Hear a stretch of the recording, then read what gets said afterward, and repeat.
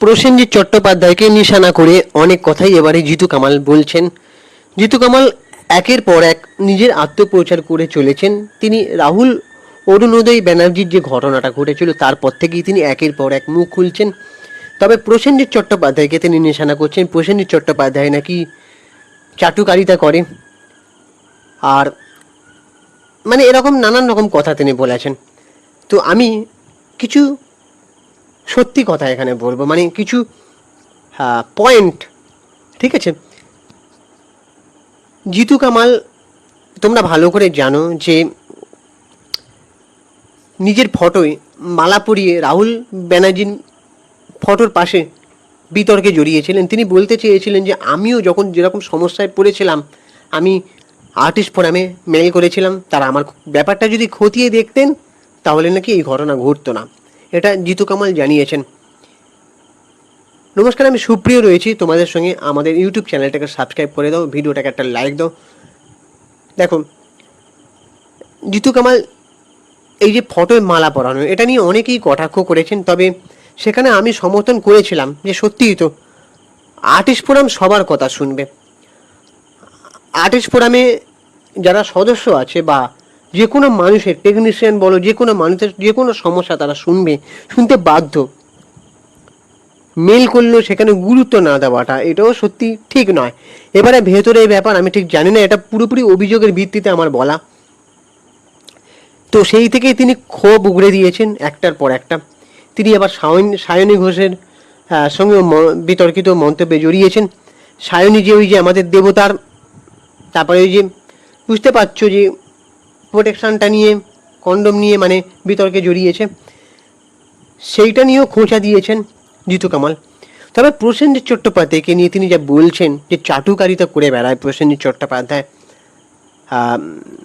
আর কিছুদিন আগে দেখছিলাম প্রসেনজিৎ চট্টোপাধ্যায়কে বলা হচ্ছিল একটা মিডিয়ায়, কোন একটা ইভেন্টে গেছিলেন, আমার ঠিক মনে পড়ছে না কোন ইভেন্ট।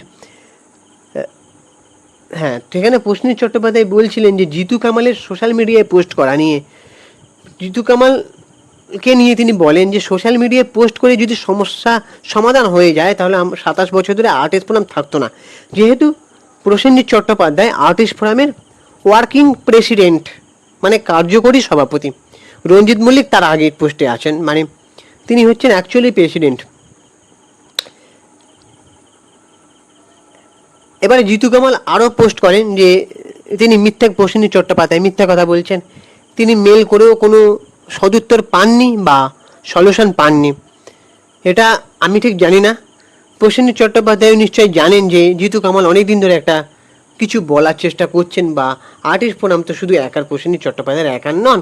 আর যতই লোকে বলুক যে প্রসেনজিৎ চট্টোপাধ্যায় একা ইন্ডাস্ট্রি, কিন্তু হতে পারে না। প্রসেনজিৎ চট্টোপাধ্যায় ইন্ডাস্ট্রি নন, সেটা সে নিজেও বারবার স্বীকার করেছে, আমিও বারবার বলেছি। এই না যে প্রসেনজিৎ চট্টোপাধ্যায়ের ভক্ত বলে আমি নিজেকে বলবো যে প্রসেনজিৎ চট্টোপাধ্যায় একা ইন্ডাস্ট্রি। কারণ একটা ইন্ডাস্ট্রিতে ডিরেক্টর, প্রডিউসার, কতগুলো আর্টিস্ট কাজ করে। ছোট চরিত্র বলো বা টেকনিশিয়ানস, লাইটম্যান, কেউ চা দিয়ে যাচ্ছে, কেউ চা করছে, কেউ খাবার রান্না করছে। একটা সিনেমা বা একটা সিরিয়ালের পেছনে অনেক লোকের মেহনত থাকে। তো সেখানে একজন ইন্ডাস্ট্রি কেউ হতে পারে না। ইন্ডাস্ট্রি, হ্যাঁ, একটা সিনেমার ডায়লগ প্রসেনজিৎ চট্টোপাধ্যায়ের অটোগ্রাফ সিনেমার, যেখানে সে বলেছে আমি অরুণ চ্যাটার্জি, আমি ইন্ডাস্ট্রি। কারণ উত্তম কুমারকে ওখানে ট্রিবিউট দেওয়া হয়েছিল, সম্মান জানানো হয়েছিল। হ্যাঁ, প্রসেনজিৎ চট্টোপাধ্যায়কে ইন্ডাস্ট্রি না বলা গেলেও তাকে বলা যেতে পারে যে একজন সিনিয়র অভিনেতা, 40-45 বছর ধরে কাজ করে এসেছে ইন্ডাস্ট্রিতে, নিজের আত্মপ্রচার করেননি কোনোদিনও। তারপরে কোনো রকম দলে পার্টিতে প্রার্থী হয়ে ভোটে দাঁড়াননি, তাকে দাঁড়াতে হয়নি, তার জন্য তিনি পদ্মশ্রীটা পেয়েছেন। ঠিক আছে, কারণ তিনি এত বছর ধরে শুধু সিনেমাটাকে, পেশাটাকে নেশা করেছেন। অনেকে যেমন পেশা ছেড়ে আবার রাজনীতিতে প্রলোভনে এসেছে, রাজনীতিতে ফায়দা লুটবে বলে, কিন্তু কোনো কাজ করে না। মানুষের সেবা, দেশের সেবা, হাই আমি দেশের সেবা করতে চাই, অনেক এরকম ন্যাকামি করছে অনেক অভিনেত্রীরা, আমি দেখছি তো।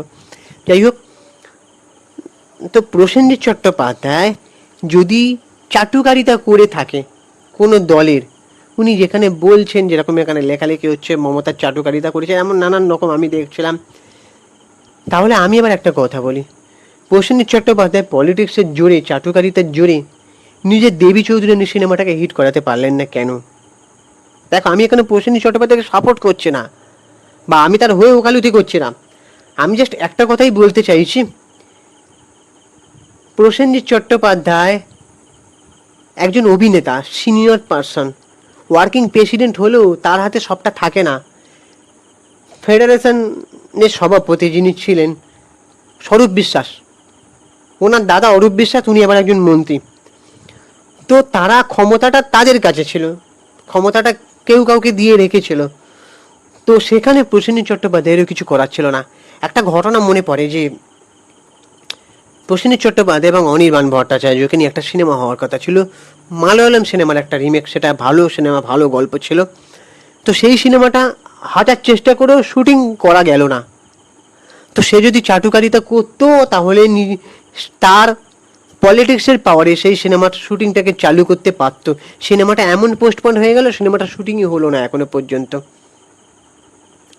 তো এটাই বলতে চাই, আমি প্রসেনজিৎ চট্টোপাধ্যায়কে সাপোর্ট করছি না। প্রসেনজিৎ চ্যাটার্জিরও কিছু ভুল আছে, আমি আসছি এক এক করে। যদি সে সত্যি পলিটিক্স করে থাকতো তাহলে সে সিনেমা রিলিজ করতে পারতো, সিনেমাটাকে জোর করে অনেকগুলো হল ধরে রাখতে পারতো। দেবী চৌধুরানী ভালো সিনেমা হওয়া সত্ত্বেও, ভালো পজিটিভ রেসপন্স পাওয়া সত্ত্বেও সেটা হলে বেশি দিন চললো না। কিন্তু সবাই মানে রিভিউয়ের দিক থেকে ওই ছবিটাকে এগিয়ে রেখেছিল। তো এটাই বলছি। তারপরে এছাড়াও প্রসেনজিৎ চট্টোপাধ্যায়ের আরও কিছু সিনেমা নামিয়ে দেওয়া হয়েছিল, যেমন কিশোর কুমার জুনিয়র, সেটাও কিন্তু নামিয়ে দেওয়া হয়েছিল। বরং পলিটিক্সের চাটুকারিটা, ওটা কিন্তু দেবদার নামে অনেক সময় অভিযোগ উঠে এসেছে যে দেবদা পলিটিক্সকে ব্যবহার করেছে। এখানে আমি বলছি না দেবদার নামে কথাগুলো যে দেবদা সত্যি, এটা আমার সত্যি সেই অভিযোগ আমি যাচাই করিনি, সেটা আমি নিয়ে বলতে পারবো না, কিন্তু এমন কথা উঠে এসেছে। তারপরে নবীনা সিনেমা হলে ওই যে কেন দেবদার সিনেমা চালানো হবে না বলে অনেক লোক এসেছিল, সেখানেও দেবদার কথায় নাকি তারা এসেছে, এমন মন্তব্য উঠে এসেছিল অনেক কারো। তারপরে দেবদার নাকি আবার বুঝিয়েছিল যে তোমরা কেন এখানে এসেছো, তোমরা চলে যাও, সেই ফ্যানেদের বুঝিয়েছিল, তারপর তারা চলে গেছিলো। যাই হোক, এটাই বলছি যে পলিটিক্সের পাওয়ার খাটানো তো এত সোজা নয়। কোনো একটা দলের হয়ে নামতে হবে, তাদের কথা শুনতে হবে, তবে সেখানে তুমি দলের কথা বা নিজের পলিটিক্স পাওয়ার খাটাতে পারবে সিনেমায়।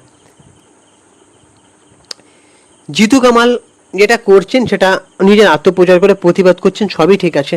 কিন্তু তিনি যখন কালকে একটা পোস্ট দেখলাম যে তার এক্স ওয়াইফ, ওনাকে নিয়ে তিনি রাত 2টোর সময় নাকি দেখা করে বলেছেন যে বন্ধু, ওখানে কিন্তু বিভিন্ন লোকজন কমেন্ট করেছেন যে সবকে সাপোর্ট, সব কিছুকে সমর্থন করলেও এটাকে সমর্থন করতে পারলাম না, যে নিজের ওয়াইফকে যদি এতই ভালো বন্ধু মনে হয় তাহলে ডিভোর্স হলো কেন? এটাও কিন্তু প্রশ্ন। তাহলে আপনারা কেন একসাথে থাকতে পারেন না যদি এতই ভালো বন্ধু হয়? দেখো, এখানে আমার আপনাদের ব্যক্তিগত সম্পর্ক নিয়ে কথা বলার কোনো ইচ্ছা নেই, যেহেতু আপনারা ওটা পাবলিকলি বলেছেন। এবারে প্রসেনজিৎ চট্টোপাধ্যায়ের কথায় আসি। দেখো, প্রসেনজিৎ চট্টোপাধ্যায়েরও কিছু ভুল আছে। যেমন প্রসেনজিৎ চট্টোপাধ্যায়ের কাছ থেকে আমরা অনেক কিছু এক্সপেকটেশন রাখতে পারি। যেমন সমাজে যে ঘটনাগুলো ঘটে, যেমন হচ্ছে বেকার কর্মসংস্থান বা অভয়াকাণ্ড নিয়ে যে ঘটনাটা ঘটলো, বা অভয়াকাণ্ডের সময় আমরা যতদূর জানি বোম্বাদা একদিনই কিন্তু মোমবাতি মিছিল করতে বেরিয়েছিলেন, বেশিক্ষণের জন্য নয়। তো এই যে যখন কোনো ঘটনা ঘটবে তখন একটু প্রতিবাদটা আপনারা করবেন, মানে আমি বলছি না যে এমনভাবে করবেন যাতে আপনাদের কাজ চলে যায়, এটা বলছি না। আপনারা কোনো মিডিয়া মারফতে এলেন, মানে কোনো সিনেমার প্রচারে এলেন বা প্রিমিয়ারে, আপনারা তো আসেন একে অপরকে সাপোর্ট করতে, তখন কথার মাধ্যমে কিন্তু আপনারা বলতেই পারেন যে সরকারকে অনুরোধ করব, মানে সরকারের কাছে এটাই চাইবো যে যেন বেকার কর্মসংস্থানটা উঠে যায়, মানুষজন চাকরি পায় যারা আপনাদেরকে সেলিব্রিটি বানিয়েছে। কারণ আলটিমেটলি সাধারণ মানুষ, দর্শকরাই কিন্তু ভগবান আপনাদের জন্য, তাদের জন্যই আপনারা আছেন। বা অভয়াকাণ্ড যখন ঘটনাটা ঘটলো, যখন দেখলেন খুব আন্দোলন হচ্ছে, খুব বিশাল আন্দোলন হচ্ছে, তখন আপনারা একটুখানির জন্য নামলেন, কিন্তু সেটা যদি একটু মানে সোচ্চার হয়ে নামতেন আপনারা, তাহলে সেটা লোকজনের চোখে ভালো দেখাতো। মানুষ কি বলুন তো, একটু না খুব ইমোশনাল ফুল মানুষজন চায় একটু তাদের হয়ে কথা বলুন। সবসময় শুধু আপনারা সিনেমার প্রচারটুকু করলেন এমনটা করবেন না, কারণ আপনারা একজন আইকন। মানুষজন যে শুধু আপনাদের সিনেমা দেখবে তা নয়, আপনাদের কাছ থেকে সাধারণ মানুষদেরও অনেক প্রত্যাশা আছে। জানি আপনাদের ক্ষমতা নেই, আপনারা সিস্টেম কিছু চেঞ্জ করতে পারবেন না, বা আপনাদের হাতে সে ক্ষমতাটা নেই, কিন্তু আপনারা একটু সাধারণ মানুষের কথা, এটাই বলতে চাইছি। আপনারা তো অবশ্যই টলিউড ইন্ডাস্ট্রির জন্য করবেন, কলাকুশলীদের সমস্যার সমাধান করার চেষ্টা করবেন, কিন্তু এটাও কিন্তু কোথাও গিয়ে দায়িত্বের মধ্যে পড়ে, সেটাকে এড়িয়ে গেলে হবে না, চলবে না। আর এটা করলে কিন্তু সাধারণ মানুষ আপনাদেরকে আরও মাথায় তুলে নাচাবে। তো এটাই বলতে চাইছি। এই যে দেবদাকে যেমন আজকে দেখছিলাম যে দেশু সেভেনে তিনি কি শুটিং স্পট দেখতে এসেছেন, সেখানে লোকজন কমেন্ট করছে যে রাজনীতির ভূত মাথা থেকে গেছে না আছে। আমারও সত্যি তাই প্রশ্ন, দেবদা রাজনীতির ভূত মাথা থেকে গেছে না আছে?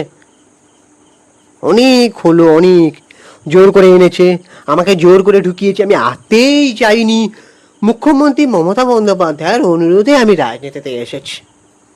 আর নয় প্লিজ, কারণ তুমি ইন্টারভিউতে বলেছিলে যে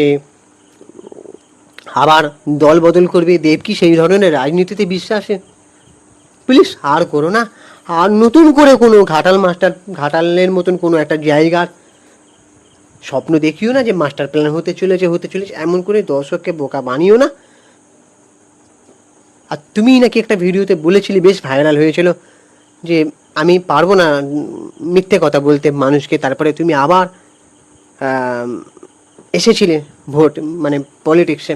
তো এবার প্লিজ টলিউড ইন্ডাস্ট্রিটাকে বাঁচাও, প্যান ইন্ডিয়া লেভেলে ছবি করো, আরও যাতে প্রযোজকরা এসে বড় বাজেটের সিনেমা লগ্নি করতে পারে। কারণ এখন তো আর কোনো কড়া বিধিনিষেধ নেই, কেউ আটকাতে পারবে না। কোনো যদি কেউ লগ্নিকারীরা এসে বিনিয়োগ করতে চায় সিনেমার জন্য, তামিল, তেলেগু, অসমিয়া, মারাঠা, কানাডা, ইংলিশ, বাংলা, হিন্দি, এইসব ভাষায় যাতে প্রত্যেকটা ভাষায় একটা করে সিনেমা, বড় বাজেটের সিনেমা পৌঁছে দাও, যাতে সাউথের সিনেমা ইন্ডাস্ট্রির কাছেও আমাদের সিনেমা ইন্ডাস্ট্রির জন্য পরিচিত হয়ে ওঠে। সত্যজিৎ রায়ের বাংলায় এমন হবে কে ভেবেছিল? প্লিজ রাজনীতিটাকে আটতে দিও না, এবার একটু প্লিজ ভালোভাবে কাজ করো। আর সবাইকেই বলছি, টলিউড ইন্ডাস্ট্রির কথা ভাবো। এই যে নিজের পিঠ বাঁচিয়ে চলা, রাজনীতিতে নেমে যাচ্ছে একে একে, পলিটিক্সে, এগুলো করো না। টলিউড ইন্ডাস্ট্রির স্বার্থে এই কথাটা আমার বলাটা প্রয়োজন হলে বলে মনে হয়। এটা এই ভিডিওর মাধ্যমে কাউকে ব্যক্তিগত আক্রমণ বা অ্যাটাক নয়, এটা আমি কিছু কথা তুলে ধরলাম, সত্যি কথা বলতে তো কোনো মানে দোষের কিছু নেই। তো আমার মনে হয় প্রত্যেকটা পয়েন্ট এবার তোমরা বলবে যে ঠিকঠাক বললাম কিনা। এবার তোমাদের কি ওপিনিয়ন তোমরা অবশ্যই জানাও। আমাদের ইউটিউব চ্যানেলটাকে সাবস্ক্রাইব করে দাও, ভিডিওটাকে একটা লাইক দাও। আমি ইনস্টাগ্রামে রয়েছি সুপ্রিয় পৌশালে সিনেমেডিয়া, অথবা চিঙ্কি বাবু 253, ওখানে গিয়ে ফলো করে দাও। চলো টাটা, দেখা হচ্ছে পরে ভিডিওতে।